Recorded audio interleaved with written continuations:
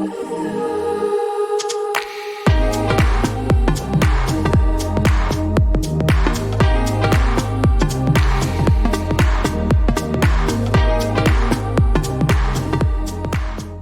Sandra, and I'm here to help you unleash your true leadership potential.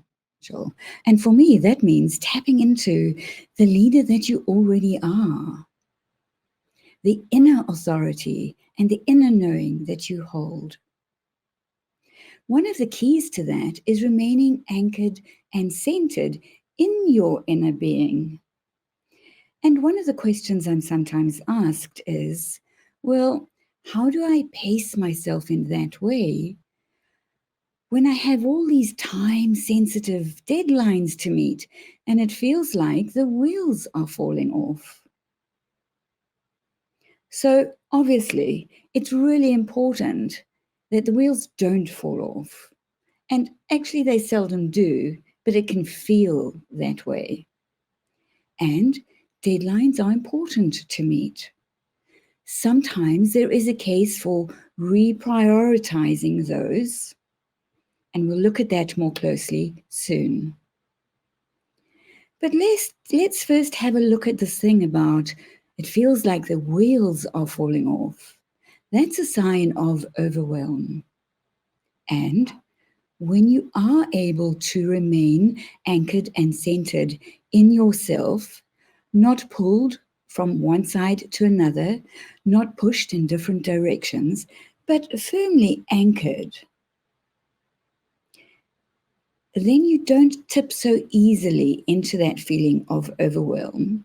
And also you make better decisions because you're making them based on a centered truth rather than based on the demands coming from all over the place. But I know the feeling of when the wheels are falling off. And let's use that as an analogy. If you're taking a road trip, for example, you know that you're going to make sure all the nuts and bolts are tightened and oil is put in the right place and the right amount. You're going to make sure that your vehicle for that road trip is roadworthy and reliable and going to get you to where you need to be or where you're aiming to be. And in a big organization, it's not really just a road trip. Yes, you have to do that pre-planning, of course. But the vehicle you're on is more like, I don't know if you've ever seen a TV show called Snowpiercer, where it's a kind of dystopian world where the train cannot stop because the temperature outside is absolutely freezing. And so this vehicle has to keep going. It cannot stop. It cannot take breaks to make sure nuts and bolts are in the right places. And what they do is they have engineers that go and look at those things and fix anything that needs fixing while the vehicle is moving. And of course, you have mechanisms for doing that. And so when you are looking at the time-sensitive deadlines, knowing that you've done all the pre-planning that you need to do because that's important, but no more than what you need to do because that's also important, to not keep over-analyzing and overthinking, but to have a plan in place that's adjustable so that if you're able to keep centered and focused and you keep the vehicle going in the direction of where it needs to be facing, then when you look at these deadlines, and you'll know this, I know that, some will be time sensitive, some will need to be met by a certain time, some may just have louder voices calling for them to be met, you know that as well. And some of those deadlines may actually be the exact thing that you need to keep the wheels from falling off. In other words, some of those things that you need to get done by a certain time may be the exact thing that could be like the engineer that goes while the train is moving, while the vehicle that just cannot stop keeps moving in the right direction.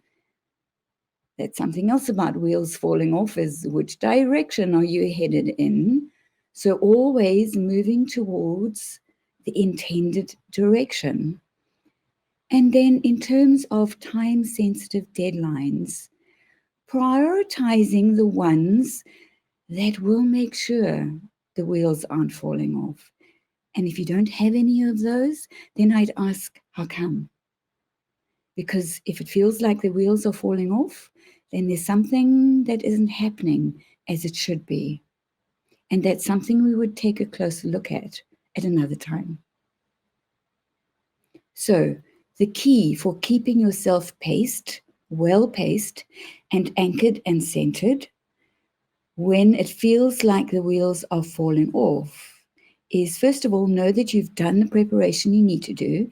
And if you haven't done that, then that really needs to happen before anything else.